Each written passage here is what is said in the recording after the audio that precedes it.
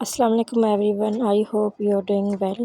آج ہم ڈسکس کریں گے ولیم ییٹس کی ایک فیمس پوئم جس کا نام ہے امانگ اسکول چلڈرنس۔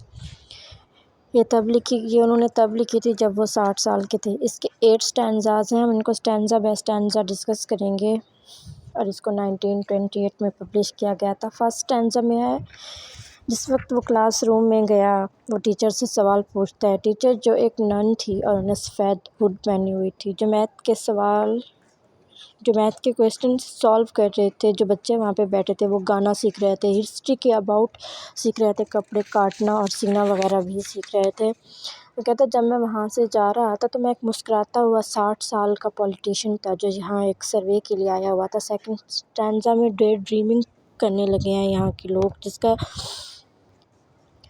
اور اس میں پلیٹو کا بھی ذکر کیا گیا۔ 8 اسٹینزا میں پریزنٹ مومنٹس کو ڈسکس کیا گیا ہے، اور 4 اسٹینزا میں وہ کہتے ہیں کہ کسی اٹیلین نے اس کا چہرہ بنایا ہے، بڑھاپے میں اس کے گال دبلے پتلے ہو گئیں گے۔ یہ کہتا ہے کہ میں اتنا خوبصورت نہیں تھا جس طرح فلموں میں ہوتا ہے، لیکن اپنے زمانے کا جو وہ میں ایک ٹھیک ٹھاک ہیرو تھا۔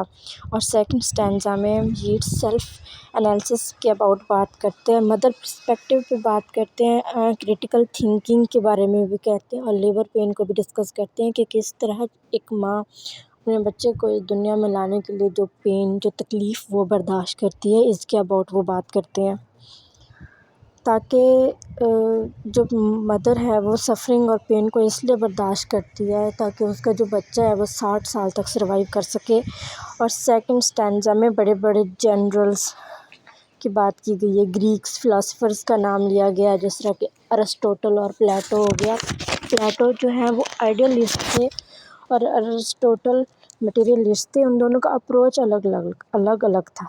7 اسٹینزا میں مدر کی بات کرتے ہیں اور نن کی بات کرتے ہیں کہ دونوں میں سملیرٹیز ہیں۔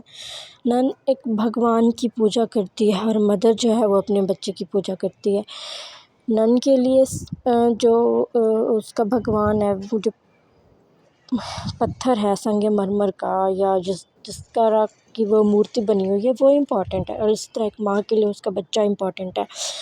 8 اسٹینزا وہ کہتے ہیں کہ اچھا کام تب ہوتا ہے جب ہم اپنے دل کو خوش کرنے کے لیے اپنے جسم کو زیادہ تکلیف نہیں دیتے، خوبصورت چیزیں بنانے کے لیے زیادہ پین برداشت کرنے کی ضرورت نہیں ہوتی، اس طرح نالج حاصل کرنے کے لیے رات بھر پڑھنے کی بھی ضرورت نہیں ہوتی، جس طرح ایک ڈانسر کو اس کے ڈانس سے الگ نہیں کیا جا سکتا، اس طرح